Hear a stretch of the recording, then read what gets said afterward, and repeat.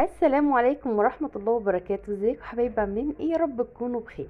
ايه رأيكم في الجمال ده؟ ايه رأيكم في الحلاوة دي؟ حذروا فزروا. احنا معانا إيه النهاردة معانا وصفة لذيذة جدا. وصفة بالبطاطا، يعني خلاص بقى عاوزين نقلع طوب المشوي والمسلوق والمش عارف ايه، ونعمل حاجة كده ايه بالبطاطا لذيذة كده. والله العظيم طعمها تحفة يا جماعة. لا يمكن اللي يدوقها يقول دي بطاطا. فكرة يعني وبسيطة جدا. والبطاطا ايه ده ب5 جنيه كيلو، وحياة ربنا. في خلال ما انا بعمل الفيديو بسم الله ما شاء الله ولادي ايه يعني يا دوب سابولي الحاجات اللي اصور بيها بس.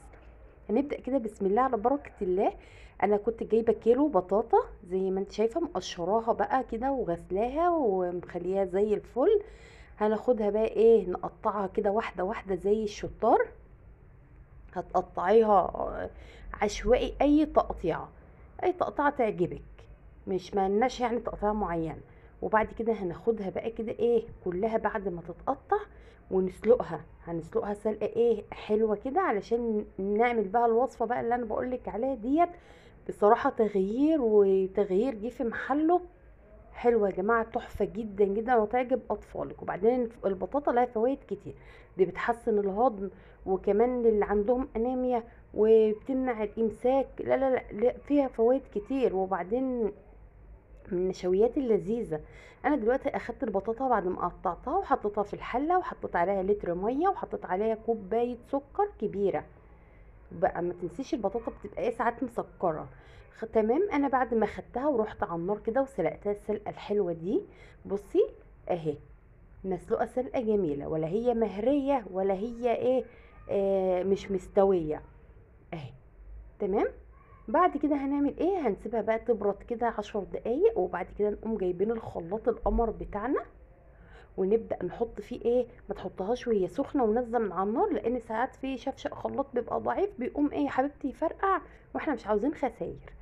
جبتها كده نزلت بيها بالصوص بتاعها اللي هي اللي اتسلقت فيه المية دي. ما ترميش المية. تمام. هي ما بتبقاش كتير، هي انا سبتها اتسلقت لحد ما ما المية بتاعتها خست النص. فغطيتها بقى كده واخدتها على الخلاط وضربتها ضربة ايه نعمتها قوي. لازم تكون ناعمة ومفيش فيها شوائب. يعني انت لو في ساعات احيانا بيبقى فيها شوائب. والوصفة دي تنطبق برضو على القرع العسلي. عاوزة تعملي بالقرع العسلي اعمليها يا حبيبتي، بتبقى جميلة برضو، بس البطاطا احلى. لو هتعملي قرع لازم نصفيها. لو البطاطا حاسة ان فيها شوائب كده اللي هي عاملة زي الخيوط الرفيعة دي صفيها برضو. بصي بقى كده القوام بتاعها. لو عاوزه تضيفي لها نص كوبايه لبن ضيفي. انا حسيت القوام تقيل سيكه كده، اخدت نص كوبايه ميه وحطيتها في شفشق الخلاط ورجيتها كده ورجعتها تاني ايه فوق الخليط الجميل ده. انا ركنته كده على جنب دلوقتي، وجبت 4 معالق جيلاتين. ده جيلاتين نباتي من عند اي حد بتاع مستلزمات الحلويات، عطار، اي حاجه. 4 معالق كبار جيلاتين. وكمان فنجان ميه يكون بيغلي. تمام. هتنزلي بقى كده ايه بالميه بتاعتك فوق الجيلاتين، وتجيبي بقى ايه شوكه معلقه اي حاجه وتقلبي كويس لحد ما كل الجيلاتين بتاعنا ده يدوب. ما يبقاش فيه تكتلات، ما يبقاش فيه شوائب، ما يبقاش فيه اي حاجه. تحسيه كده عامل زي ايه يبقى يعني كريمي كده وسايل شويه وما فيهوش اي تكتلات. عشان التكتلات دي هتيجي تبصي هتلاقيها في الطبق بعد كده لما تيجي تقدمي اهي. شايفه زي الفل اهو. هعمل ايه بقى؟ هقوم راجعه تاني للطبق بتاع البطاطا، واقوم نازله بالجيلاتين كله على البطاطايه بتاعتي الجميله الصفرة الحلوه دي. وشايفه كان لونها ابيض وانا بقطعها قلبت اصفر ما شاء الله سبحان الله. لونها كان جميل كأن محطوط عليها لون حلوة قوي وريحتها. والله الوصفه دي يا جماعه جميله. عايزه تضيفي بقى نص يعني ايه مش نص ريحة فانيليا كده ضيفي اختياري. وهتجيبي ليمونة يا روحي وتقوم عصرها كمان على ايه على البطاطا بتاعتك. الليمونة دي بتدي نكهة رهيبة يا جماعة، رهيبة. حلوة قوي قوي الوصفة دي. هقوم راجعة كده للحلة اللي انا سلقت فيها البطاطا. ما تغسليهاش ولا حاجة، هي بس ايه لو فيها اي بواقي رفيعة اشيلها بالمعلقة كده وخلاص. هنقوم راجعين كده بايه بالبطاطا اللي احنا ضربناها في الخلاط في الحلة تاني. طبعا انا ضفت عليها ايه فانيليا والجيلاتين وايه والسكر كان محطوط في بداية الوصفة، وهنقلب كده لمدة 4 دقايق. تمام. لحد ما تلاقيها ايه بدأت تغلي وتطلع معاكي كده ايه الفقاقيع اللي هتشوفها دلوقتي دي. طلعت الفقاقيع دي هتقفلي عليها على طول، وهنبدأ نقوم جايبين ايه الاطباق اللي هنقدم فيها، اللي يعني هننزل فيها الخلطة الحلوة دي. انا معايا هنا كده ايه, بولا بايركس، ودهنها ايه زيت خفيف. لو عندك الرشاش بتاع الزيت ده رش خفيف قوي، بس علشان لما نيجي بعد كده نقدمها تقوم نازله بسهوله. انا بقى ايه نزلت كده. عاوزه انت بقى تملي الحله امليها، عاوزاه لحد النص، اوكي. انت وذوقك بقى. انا حطيتها كده لحد قبل النص بشويه. تمام. وجبت كمان واحده اهي، وبرده كانت مدهونه زيت خفيف قوي.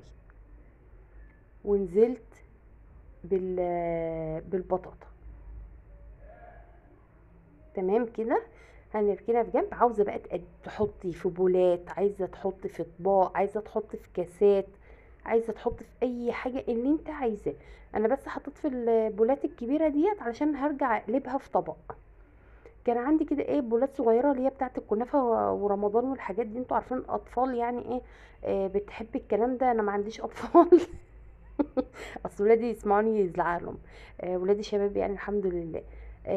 فانت لو عندك اطفال حط لهم في الحاجات الجميله ديت، لو ما بياكلوش البطاطا فانت عاوزه تاكليهم، حط لهم بقى في الحاجات الكاسات الجميله الصغننه دي. هي بتبقى عندي عشان انتوا عارفين ان انا بشتغل في البيتي الاكل البيتي، فعندي الحاجات دي كتير. هملى بقى البولات دي كلها. تمام. وهقوم واخده الحاجات الحلوه دي، هدخلها التلاجة لمده 5 ساعات. 5 ساعات علشان الجيلاتين يربط معاكي. شايفه القمر، شايفه اللون، شايفه حلوه قوي. عفوا. هناخدها بقى كده ونروح على التلاجة زي الشطار، ما نلمسهاش، ما تعملوش زي ولادي كلوها وهي لسه في التلاجة. هنحطها كده 5 ساعات. بعد ال5 ساعات بص بقى الجمال، بص الحلويات، بص بقى الحركات. هنجيب بقى السكينة كده ونبدأ نمشي على الطروف من هنا، عشان هي اكيد هتلزق منك يعني. فاذا لزقت هنقوم عاملين زي ما انا عملت كده. ما لزقتش خلاص اقلبيها على طول.